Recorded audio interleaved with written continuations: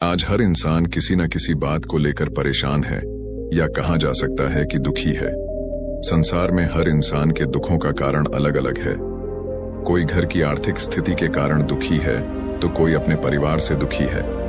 भगवान बुद्ध कहते हैं कि दुखी होने से परेशानियां खत्म नहीं होती हैं। हर इंसान को दुख से छुटकारा पाने के लिए उससे जुड़ी बातों पर विचार करना चाहिए। बुद्ध ने कहा है, दुख के बारे में अच्छे से जान लेने के बाद ही सुख मिलता है। हर इंसान कभी न कभी दुखी होता ही है। हर इंसान को यह जान लेना चाहिए कि दुख का कारण क्या है, दुख आता क्यों है। हर तरह के दुख से छुटकारा पाया जा सकता है और दुख को खत्म करने के क्या उपाय हैं। इन बातों को जो इंसान समझ लेता है वो किसी भी हालात में परेशान नहीं होता है।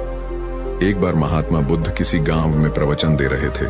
वे अपनी बात को समाप्त करते हुए बोले, मानव के दुख का कारण है स्वयं को किसी से बांधना। जहां भी मोह होता है, बंधन होता है, वहां दुख स्वयं ही उत्पन्न हो जाता है। अतः अपने बंधनों को जानें और उनसे बाहर निकलने का प्रयास करें। इसके बाद उन्होंने सभी लोगों को आशीर्वाद दिया और फिर अपने आश्रम को लौट गए। अगले दिन उनसे एक व्यक्ति मिलने आया। वह बुद्ध को दंडवत करता हुआ बोला, महात्मा, मैंने कल आपका उपदेश सुना। आपकी बातें मेरे हृदय में उतर गई हैं। मैंने अपने बंधनों को तोड़ दिया है, सारी मोह माया का त्याग कर दिया है। अब मैं आपकी शरण में आना चाहता हूं। उस व्यक्ति की बातें सुनकर बुद्ध मुस्कुराए और धीरे से बोले, मुझे विस्तार से बताओ वत्स, तुमने कौन कौन से बंधन तोड़े और किसका मोह त्याग दिया है। वह व्यक्ति बोला, मेरे घर पर मेरे बूढ़े माता पिता और पत्नी है। मेरा एक छोटा बच्चा भी है। मेरी पत्नी बहुत बीमार रहती है। उसके कष्ट देखकर मैं अक्सर सोचता रहता था कि वह मर जाए तो उसके कष्ट दूर हो जाएं। उसकी वजह से मैं बहुत दुखी रहता हूं। लेकिन जब मैंने आपका उपदेश सुना तो मेरी समझ में आ गया कि मेरे परिवार से मेरा बंधन ही मेरे दुखों का कारण है। अगर मैं इसके चक्कर में पड़ा रहूंगा तो कभी सत्य को नहीं जान सकूंगा। इसलिए मैं अपने घर को त्याग कर आपके पास आया हूं। बुद्ध ने पूछा, क्या तुम सचमुच सभी बंधनों से मुक्त हो गए हो? देख लो, कहीं कोई बंधन तुम्हारे पीछे रह तो नहीं गया। वह व्यक्ति बोला, नहीं प्रभु, मैं अपने जीवन की सारी चीजों को पीछे छोड़ आया हूं और अब आगे बढ़ना चाहता हूं। बुद्ध ने कहा, अगर ऐसी बात है तो फिर ठीक है। आज तुम यहीं आश्रम में रुको, कल मैं तुम्हें बताऊंगा कि तुम्हें क्या करना है। बुद्ध ने अपने एक शिष्य की ओर इशारा किया। शिष्य ने उसे आश्रम के अतिथि कक्ष में पहुंचा दिया। वह व्यक्ति उत्सुकता पूर्वक आश्रम की गतिविधियां देखता रहा। उन्हें देखकर वह बहुत प्रसन्न हुआ और अपने सौभाग्य पर इतराता रहा। अगले दिन बुद्ध ने उस व्यक्ति को एक कार्य सौंपते हुए कहा, तुम्हें पूर्व की दिशा में जाना है। वहां पर तुम्हें एक गांव मिलेगा। गांव के बाहर ही एक साधिका का घर है। वह तुम्हें कोई वस्तु देगी। उसे लेकर तुम्हें वापस मेरे पास आना है। वह व्यक्ति पूर्व दिशा की ओर चल पड़ा। गर्मी का मौसम था। कुछ ही देर में वह पसीने से तरबतर हो गया। उसे प्यास भी सताने लगी। वह सोचने लगा कि अगर इस समय मैं अपने घर पर होता तो इस तरह गर्मी में पसीना नहीं बहाना पड़ता। कुछ दूर और चलने पर उसे भूख भी सताने लगी, पर वह एक सुनसान और बंजर रास्ता था। आसपास न तो कोई पेड़ था और न ही पोखर तालाब। वह पुनः सोचने लगा कि अगर मैं इस समय अपने घर पर होता तो अपनी पत्नी के हाथ का बना स्वादिष्ट भोजन कर रहा होता। पता नहीं क्यों बुद्ध ने मुझे गर्मी में इतनी दूर भेज दिया। काफी देर तक चलने के बाद वह व्यक्ति गांव में जा पहुंचा। गांव के बाहर ही एक घर बना हुआ था। उसने दरवाजे के पास पहुंचकर उसे धीरे से खटखटाया। दरवाजे को एक साधिका ने खोला। उसके चेहरे पर एक अद्भुत तेज था। वह व्यक्ति उसे देखकर मंत्रमुग्ध हो गया। साधिका ने उसे अभिवादन करते हुए कहा, मैं जानती हूं कि आपको बुद्ध ने भेजा है। आप अंदर आ जाएं। वह व्यक्ति घर के अंदर चला गया। साधिका के कहने पर उसने हाथ मुंह धोया और एक चटाई पर बैठ गया। साधिका ने उसके सामने भोजन की थाली रख दी। वह जल्दी जल्दी भोजन करने लगा।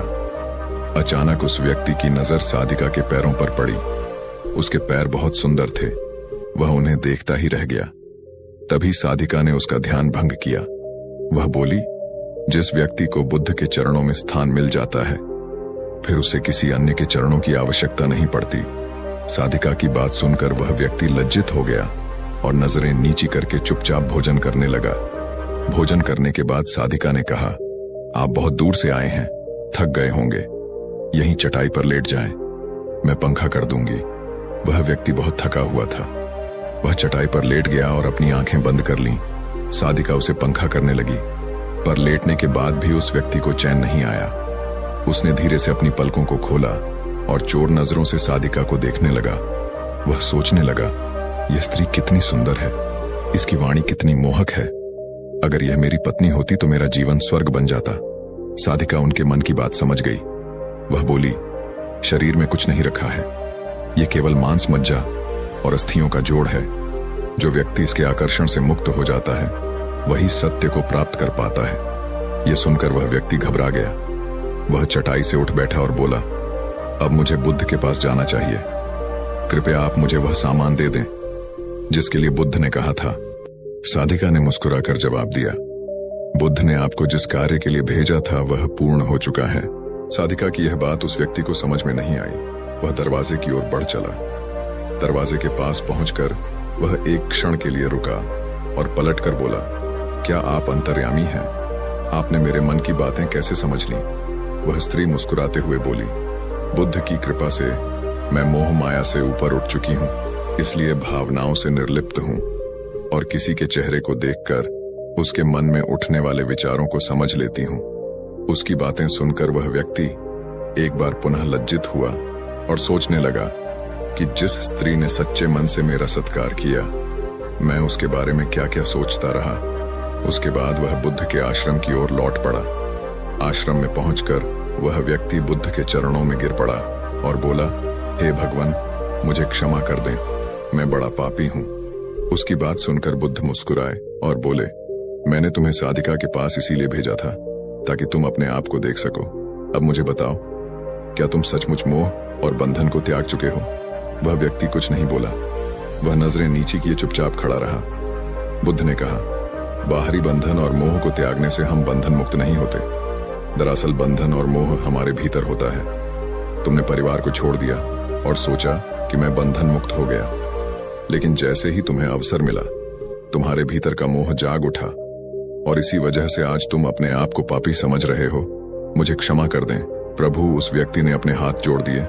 फिर वह धीरे से बोला, आप सही कह रहे हैं, मैं केवल अपनी पत्नी से पीछा छुड़ाना चाहता था। वह बहुत बीमार रहती है। 1 वर्ष से हमारे बीच संबंध भी नहीं बन पाए। मैं कुछ ज्यादा कमाता भी नहीं हूँ, इसलिए मैं अपने परिवार के दायित्वों का निर्वहन भी ठीक ढंग से नहीं कर पा रहा हूँ। शायद इसीलिए मैं अपने परिवार से पीछा छुड़ाना चाहता था, पर अब मैं समझ गया हूँ, मेरा परिवार ही मेरा सत्य है और उसके दायित्वों का निर्वहन ही असली कर्म है। बुद्ध बोले, मैं जो कुछ भी कहता हूँ वह अपने अनुभव के आधार पर कहता हूँ। लोग मेरी बातों को सुनते तो हैं, पर वे अपने स्वार्थ के अनुसार ही उसका अर्थ ग्रहण करते हैं। इसीलिए मोह, माया, कामना, इच्छा, वासना, क्रोध को लोग बाहर की ओर खोजते हैं, जबकि यह हमारे भीतर ही है। हम दूसरों को देखकर तरह तरह की कामना करने लगते हैं। कामना से इच्छा जन्म लेती है, इच्छा से वासना पैदा होती है और वासना की पूर्ति न होने पर क्रोध उत्पन्न होता है। यह सब एक दूसरे से जुड़े हुए हैं। क्रोध के लिए हम सदैव दूसरे को जिम्मेदार ठहराते हैं, जबकि क्रोध का स्रोत हमारे भीतर है। तुम चाहोगे तो क्रोध आएगा, तुम चाहोगे तो क्रोध नहीं आएगा। इसी तरह बंधन बाहर नहीं होते, हमारे मन में होते हैं। हम मन से ही किसी से बंध जाते हैं और मन के कारण ही हम दुख पाते हैं। लेकिन जो व्यक्ति इन बातों की गहराई तक पहुंच जाता है वह दुखों से हमेशा हमेशा के लिए मुक्त हो जाता है।